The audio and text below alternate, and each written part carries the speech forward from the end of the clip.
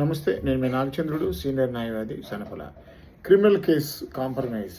Criminal కేసులో ఏ stage వరకు compromise అవ్వచ్చు? నేర నిరూపణ తర్వాత కూడా కాంప్రమైజ్ సాధ్యమా?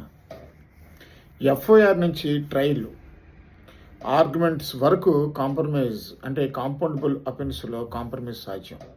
నాన్ కాంపౌండబుల్ అఫెన్స్ సాధారణంగా కాదు, కానీ HCS 482 CRPCలో అరుదుగా జడ్జిమెంట్ తర్వాత నేర నిరూపణ కన్వెన్షన్ తర్వాత సాధారణంగా కాంప్రమైజ్ కుదరదు. అప్పీల్ స్టేజ్లో కాంప్రమైజ్ ఆధారంగా శిక్ష తగ్గింపు, ప్రొబిషన్ మాత్రమే సాధ్యం. నేరం నిరూపణ తర్వాత పూర్తి కాంప్రమైజ్ చాలా అరుదు. శిక్షలో రాయితీ మాత్రమే సాధ్యం అవుతుంది. కాబట్టి క్రిమినల్ కేసులో కాంప్రమైజ్ అవ్వాలంటే ట్రయల్ లోపల అయిపోవడం మంచిది. ట్రయల్ అయిపోయిన తర్వాత ఈ ఆర్డర్స్ వచ్చేసిన తర్వాత కాంప్రమైజ్ అయినా ఉపయోగం ఉండదు.